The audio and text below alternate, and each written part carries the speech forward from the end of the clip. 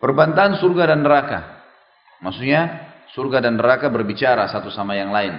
Dan ini wajib diimani seperti apa adanya. Ingat, jangan pernah ragu sedikit pun dalam hati dengan informasi apapun yang belum dijangkau oleh panca indera atau mata kita, atau otak kita, atau tangan kita. Tidak perlu kita ragu sama sekali. Karena penghormatan terhadap Nabi SAW dengan cara ya, mengimani semua apa yang disampaikan oleh beliau. Begitu pula lebih hebat lagi penghormatan terhadap Allah Subhanahu Wa Taala. Harus kita tahu, surga dan neraka bangunan yang mengeluarkan suara, berbicara, baik menghardik penghuninya yang kafir, gitu kan, ataupun berbicara sama surga nanti. Tapi yang dibahas sini di pasal 18 pembicaraan antara surga sama neraka. Kita dengarkan hadisnya diriwayatkan Imam Bukhari dan Imam Muslim, dan di pasal ini juga hanya satu hadis. Abu Hurairah meriwayatkan sabda Rasulullah SAW, tahajatil jannatu wan nar.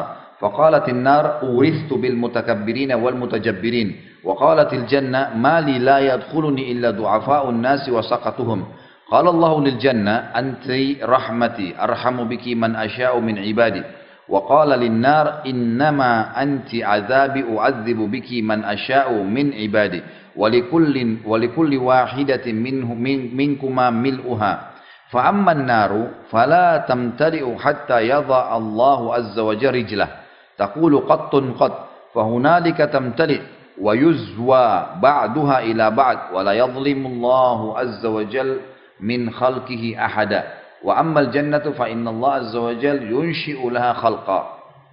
Surga dan neraka nanti akan berbantah-bantahan pada hari kiamat. Yang ini mengatakan, maksudnya neraka, orang-orang zalim dan orang-orang yang sombong memasukiku. Dalam riwayat dikatakan, kenapa hanya orang-orang zalim dan orang sombong yang memasukiku? Lalu, sedangkan yang lain, maksudnya surga mengatakan, orang-orang lemah dan orang-orang miskin memasukiku. Riwayat lain mengatakan, kenapa hanya orang miskin dan orang lemah saja yang banyak jadi penghuniku?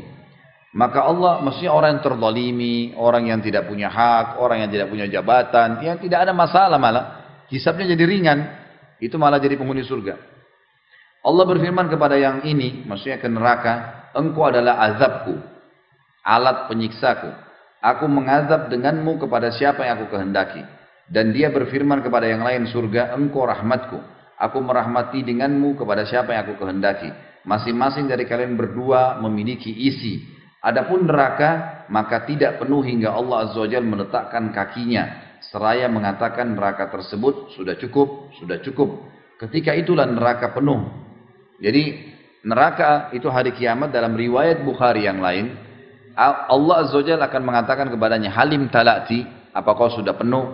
Wa taqulu hal min mazid. Terus neraka mengatakan, ada tambahan enggak? Dilemparin terus orang ke dalamnya. Terus saja masih kosong, masih ada tempat. Padahal orang-orang di neraka itu membesar tubuhnya sebagaimana kita jelaskan yang lalu. Gigi gerahamnya saja sudah luar biasa gitu kan. Tapi tetap masih kosong. Sampai Rabb Izza wal Jalal, Allah SWT Tuhan yang maha mulia, ya, itu meletakkan telapak kakinya. Dan ini kita harus beriman apa adanya. Memang Allah Azza wa Jalla punya kaki. Dan kita sudah jelaskan di pasal Minhajul Muslim kita yang keempat. Kalau beriman kepada nama-nama dan sifat Allah, tidak boleh ada takwil, menginterpretasikan maknanya, mengartikan dengan makna yang lain. Tidak boleh ada ta'til, penolakan.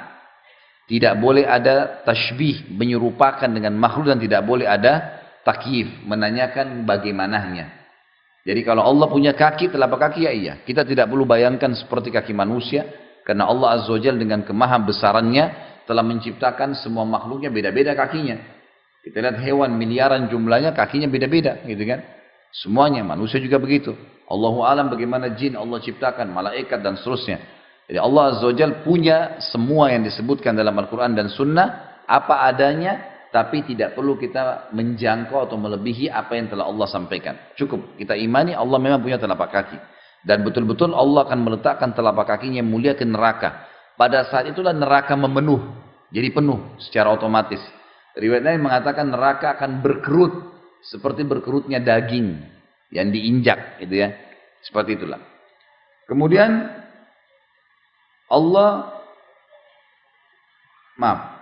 Ketika itulah neraka penuh dan satu sama lain saling menjauhkan, maksudnya menjadi padat. Dan Allah tidak menzalimi satupun dari makhluknya. Yang masuk situ memang orang yang paling pantas. Adapun surga, maka Allah menciptakan makhluk untuknya. Nanti surga juga akan penuh. Ya. Dikatakan di sini Allah akan ciptakan makhluk untuknya, maksudnya pada hari kiamat nanti Allah Azza wa Jalla akan terus menciptakan bidadari dan bidadara untuk memenuhi di surga. Sampai seseorang mukmin di surga nanti itu akan memiliki 10.000 pelayan, 10.000 pelayan. 10.000 pelayan di surga di istananya dia sendiri. Dari bidadara laki-laki wildanul mukhalladun atau bidadari dari hurun ain yang diistilahkan dalam agama kita. Nanti dipelajari juga di surga masalah itu. Jadi Allah Azza wa Jalla juga akan memenuhkan surga dengan ciptaan yang diciptakan oleh Allah. Maksudnya para pelayan-pelayan tadi, ya. Pasal ke-19 adalah pasal, dan ini kita bahas sampai sini tentunya, keabadian neraka. Karena nanti pasal 20 sampai terakhir itu kebanyakan berbicara masalah sirat, kemudian juga ada beberapa poin-poin yang lain, sifat-sifat neraka dan seterusnya. Kita sampai di sini, kalau ada yang mau bertanya silakan disiapin di kertas tentunya. Poin ke-19 keabadian neraka. Dibuka Al-Qur'annya, surah At-Taubah ayat 63. Karena di buku kita di sini tidak ditulis. Sekali lagi walaupun dihafal tetap harus buka Al-Qur'an. A'udzu billahi minasyaitonir rajim. Alam ya'lamu annahu man yuhadidillaha wa rasulahu fa anna lahu nar jahannam khalidan fiha. Dzalikal khizyul 'adzim. Tidakkah mereka orang-orang munafik itu mengetahui bahwasanya barang siapa menentang Allah dan Rasulnya, maka sesungguhnya neraka jahanamlah baginya. Dia kekal di dalamnya, itulah kehinaan yang besar. Saksi bahasan, orang kafir akan kekal dan orang munafik di neraka. Ini gak bakal keluar. Orang kafir dan orang munafik akan kekal. Di sini statement Allah disampaikan kepada orang-orang munafik. Tidakkah mereka, orang-orang munafik itu, mengetahui bahwasanya menentang Allah dan Rasulnya, maka sungguhnya neraka jahanam baginya, dia kekal dalamnya, dan itu sebuah kehinaan yang besar. Kemudian surah An-Nahl, kita pindah surah setelahnya, ayat 29. A'udzu billahi minasyaitonir rajim. Fadkhulu abwaaba jahannam khalidina fiha falabi'sa mathwal mutakabbirin. Dan masuklah kalian ke pintu-pintu neraka jahanam dan kalian akan kekal di dalamnya.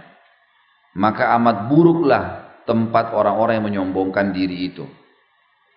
Ini menandakan orang kafir, orang munafik, orang musyrik akan kekal di dalam api neraka. Sekali mereka masuk, mereka tidak akan pernah keluar selamanya. Dan ini masalah berat. Ini bukan masalah yang kecil. Ya. Mereka akan abadi di dalam neraka. Kemudian selanjutnya surah Toha ayat 74. A'udzu billahi minasyaitonir rajim. Innahu may ya'ti rabbahu mujriman fa inna lahu jahannama la yamutu fiha wa la yahya.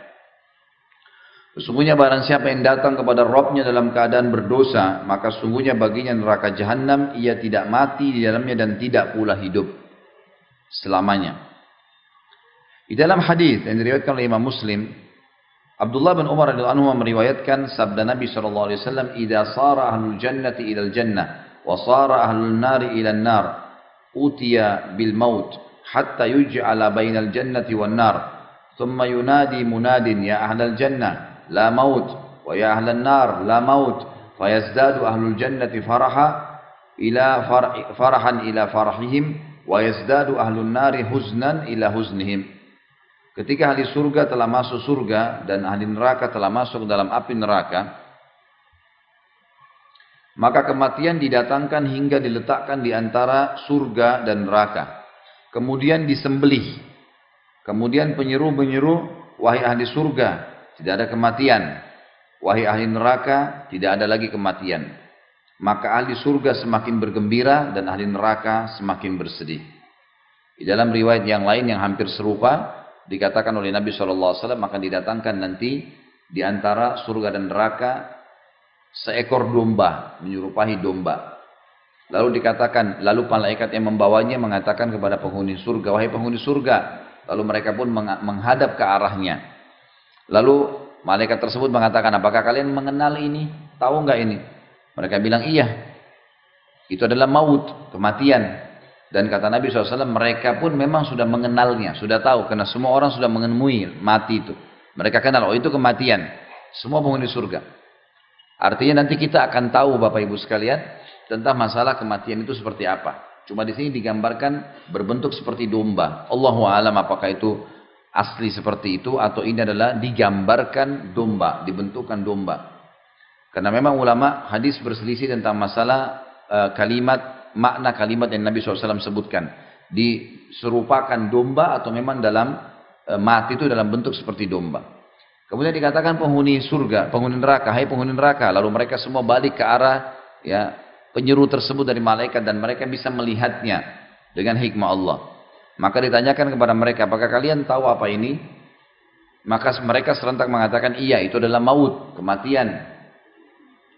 Maka malaikat tadi yang membawa domba itu menyembelihnya, ya, memusnahkan kematian itu sendiri. Lalu kata malaikat yang menyuruhnya, wahai penghuni surga, abadi, tidak akan pernah mati selamanya. Wahai penghuni neraka, abadi, tidak akan ada mati selamanya.